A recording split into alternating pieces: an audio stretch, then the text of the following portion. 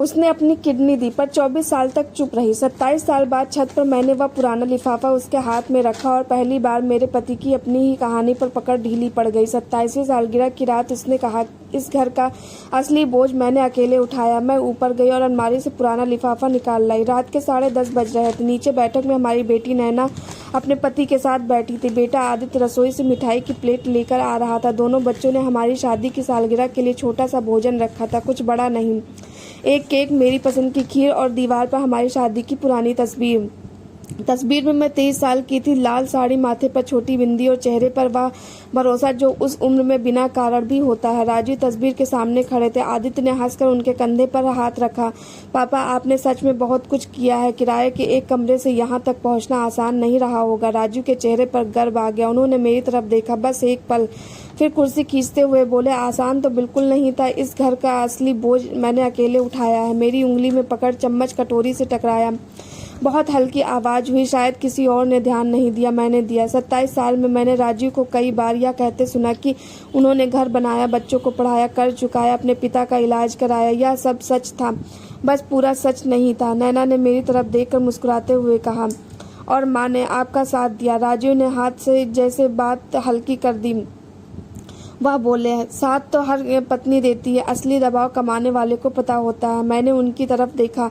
उन्होंने मेरी आंखें नहीं देखी। वह आदित्य को बता रहे थे कि कानपुर की पहली नौकरी में उनकी तनख्वाह सिर्फ 6,800 रुपये थी। मुझे वह रकम आज भी याद थी। 6,800 उसी रकम में किराया जाता था, घर चलता था, उनके पिता की दवाइयाँ आती थी और कभी कभी मेरे लिए रखे 100-200 रुपये महीने के अंत से पहले ही वापस उनकी जेब में पहुंच जाते थे। मैंने कुछ नहीं कहा। खीर की कटोरी उठाई, रसोई में चली गई। पीछे बच्चों की हंसी चलती रही।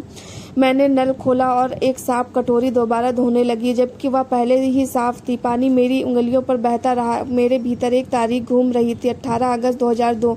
मैंने नल बंद कर दिया। ऊपर वाले कमरे की पुरानी लोहे की अलमारी में एक लकड़ी का डिब्बा रखा था। राजू को उस डिब्बे के बारे में पता था। वह समझते थे कि उसमें मेरी शादी की चूड़ियाँ, बच्चों के जन्म के कागज और मेरी माँ के 2 पुराने पत्र हैं, वह सब उसमें। उनके नीचे एक और चीज़ थी, भूरे रंग का एक लिफाफा, किनारे से थोड़ा मुड़ा हुआ, ऊपरी दाएं कोने पर हल्दी का पुराना पीला निशान। मैंने उसे 24 साल से नहीं फेंका था। पहले इसलिए नहीं फेंका क्योंकि डर लगता था, फिर इसलिए नहीं फेंका क्योंकि वह मुझे याद दिलाता था कि एक समय ऐसा भी था जब मेरे पास किसी को बताने की हिम्मत नहीं थी, और बाद में इसलिए नहीं फेंका क्योंकि जिंदगी आगे निकल गई। मैंने कभी तय नहीं किया था कि राजू को यह लिफाफा दिखाऊंगी, लेकिन उस रात उनके एक वाक्य ने पुरानी अलमारी के भीतर रखी चीज को अचानक भारी कर दिया था। करीब 11 बज रहे थे। बच्चे कमरे में चले गए थे। राजू बालकनी में फोन देख रहे थे। मैंने अलमारी खोली, नीचे से लकड़ी का डिब्बा निकाला। ढक्कन उठाते ही मेरी लाल कांच की चूड़ी टूटी दिखाई दी। उसके लिए आदित्य स्कूल की पहली फीस रसीद की थी। सबसे पीछे मेरे अक्षरों केवल शब्द लिखे थे, राजू के लिए। मैं बैठ गई। मैंने यह कब लिखा था? मुझे याद था, उस दिन जब डॉक्टर ने मुझे दूसरी बार जांच के लिए बुलाया था। मुझे लगा था शायद कोई दिन ऐसा आएगा जब लिफाफा उन्हें बिना मिले। मैंने इसे बस 5 मिनट तक हाथ में पकड़े रही, फिर ऊपर छत पर चली गई। अगस्त की हवा में हल्की नमी थी। पास की इमारतों की छत पर पानी की टंकियां अंधेरे में काली दिखाई दे रही थी। मैंने राजू को आवाज़ दी, वह सीढ़ियों से ऊपर आए। हाथ में अभी भी फ़ोन था। उन्होंने मुझे देखकर पूछा, इतनी रात को ऊपर क्यों बुलाया? मैंने सामने पड़ी प्लास्टिक की कुर्सी की तरफ इशारा किया। वह नहीं बैठे, मैं भी खड़ी रही। मेरे हाथ में लिफाफा देखकर उनकी बहुत सिकुड़ गई। वह बोले, क्या है ये? मैंने लिफाफा उनकी तरफ बढ़ाया। मेरी उंगलियां सचमुच कांप रही थी। 24 साल तक चुप रहना आसान नहीं होगा, चुप तोड़ना। मैंने कहा, आज उन्होंने सच छिपाना चाहती थी, लेकिन पहली बार फ़ोन जेब में रख दिया। लिफाफा हाथ में लिया, हल्दी के पीले निशान पर अंगूठा फिराया, फिर पीछे लिखे 2 शब्द पढ़े, राजू के लिए। उन्होंने मेरी तरफ देखा।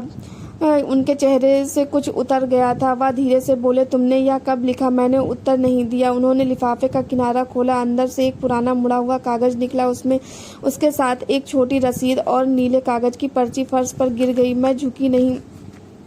राजू ने भी उन्हें नहीं उठाया। उनकी निगाह ऊपर वाले कागज पर टिक गई। पहली पंक्ति पढ़ते ही उनका हाथ रुक गया। उन्होंने तारीख देखी, 18 अगस्त 2002। फिर मेरा नाम, फिर चिकित्सक की मुहर। उनकी आंखें धीरे धीरे मेरी तरफ उठी। हवा में कहीं दूर किसी मंदिर की घंटी एक बार सुनाई दी। राजू ने कागज दोनों हाथों से पकड़ लिया। उनकी आवाज़ पहले जैसी नहीं थी। वह बस इतना पूछ पाए, तुमन यह क्या है? मैंने वो सामने वाली खाली कुर्सी खींचकर बैठते हुए कहा, पूरा पढ़ लो। और उस रात पहली बार राजू उस कहानी का अगला पन्ना पढ़ने जा रहे थे जिसे इतने सालों से वह सिर्फ अपनी कहानी समझते आए थे। राजू ने कांपते हाथों से कागज का अगला हिस्सा खोला। उनकी आंखें पंक्तियों पर दौड़ रही थी, लेकिन चेहरा जैसे पत्थर होता जा रहा था। कुछ क्षण बाद उन्होंने धीरे से पढ़ा, रोगी सुमन वर्मा ने अपनी दाहिनी किडनी दान करने की स्वीकृति दी है। उनकी आवाज़ बीच में ही टूट गई। उन्होंने फिर कागज देखा, फिर चुप, फिर मुझे, फिर दोबारा कागज। यह क्या है? मैंने पहली बार उनकी आंखों में सीधे देखते हुए कहा, तुम्हारे पिता की किडनी फेल हो गई थी राजीव। उनके चेहरे का रंग उड़ गया। मुझे पता है, उन्होंने कहा, लेकिन उनका ऑपरेशन तो अस्पताल की किसी दाता सूची से हुआ था। डॉक्टरों ने यही बताया था। मैं हल्का सा मुस्कुराई। वह मुस्कान खुशी की नहीं थी, वह उन वर्षों की थकान की थी जो वह अब शब्द बन रही थी। डॉक्टरों ने तुम्हें वही बताया था जो मैंने उनसे कहने को कहा था। राजू एक कदम पीछे हट गया। नहीं नहीं सुमन, यह सच नहीं हो सकता। मैंने फर्श पर गिरी नीली पर्ची उठाई और उनकी ओर बढ़ा दी।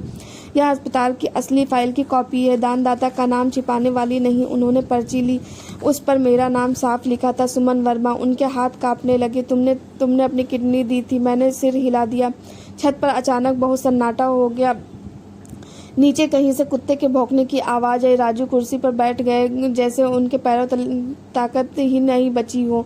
लेकिन क्यों छिपाया? मैंने गहरी सांस ली। क्योंकि उस समय तुम्हारे पास नौकरी नहीं थी, घर का किराया बाकी था, पिताजी अस्पताल में थे। डॉक्टर ने कहा था कि बिना प्रत्यारोपण के शायद यह महीने भी नहीं बचेंगे। राजू की आंखें भर आई। मैंने आगे कहा, तुम पहले ही टूट चुके थे। तुम्हें हर दिन खुद को असफल समझते देखती थी। अगर तुम्हें पता चलता कि तुम्हारे पिता को बचाने के लिए तुम्हारी पत्नी ने अपनी किडनी दी है तो तुम शायद जीवन भर खुद को माफ़ नहीं कर पाते। उनके होठ कांप रहे थे।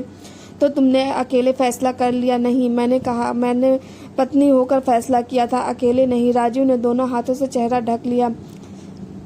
27 साल में मैंने उन्हें बहुत बार गुस्से में देखा था, बहुत बार खुश भी, लेकिन उस तरह टूटते हुए पहली बार देख रही थी। कुछ देर बाद उन्होंने धीमे स्वर में पूछा, और यह रसीद? मैंने कहा, पढ़ लो।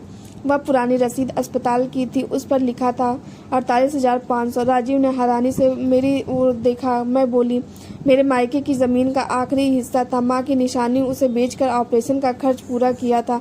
राजू ने सिर झुका लिया। अब उनकी आंखों से आंसू गिर रहे थे।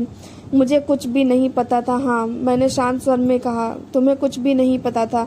हवा थोड़ी तेज हो गई। पुराने कागज फड़फड़ाने लगे। राजू ने अचानक पूछा, पिताजी जानते थे? मैंने सिर हिलाया।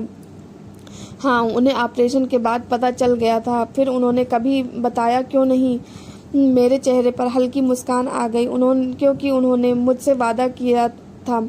राजू ने आश्चर्य से मेरी तरफ देखा। मैंने कहा, उनकी मृत्यु से 3 दिन पहले उन्होंने मुझे एक बात कही थी। बोले थे, बहू, जिस दिन राजू को लगे कि उसने सब कुछ अकेले किया है, उस दिन यह सब सच उसे बता देना, क्योंकि घर कभी एक आदमी नहीं बनाता। राजू की आंखें बंद हो गई, जैसे कोई पुराने घाव अचानक खुल गया हो।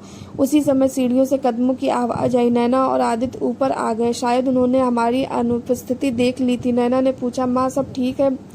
राजू ने जवाब नहीं दिया। उन्होंने बस वह कागज बेटी के हाथ में दे दिया। कुछ मिनट बाद दोनों बच्चों भी स्तब्ध खड़े थे। आदित्य ने मेरी ओर देखा। उसकी आंखें लाल हो चुकी थी। माँ, आपने कभी बताया क्यों नहीं? मैंने उसके सिर पर हाथ रखा। क्योंकि परिवार में किए गए कुछ काम हिसाब के लिए नहीं होते। नैना रो पड़ी। वह आकर मेरे गले लग गई। हमें लगा हमेशा पापा ही सब संभालते रहे। मैंने उसकी पीठ थपथपाई। तुम्हारे पापा ने भी बहुत कुछ संभाला है। फिर मैंने राजू की तरफ देखा। बस कहानी अधूरी थी। राजू अचानक उठे। उन्होंने मेरे सामने आकर दोनों हाथ जोड़ दिए। मैं चौंक गई।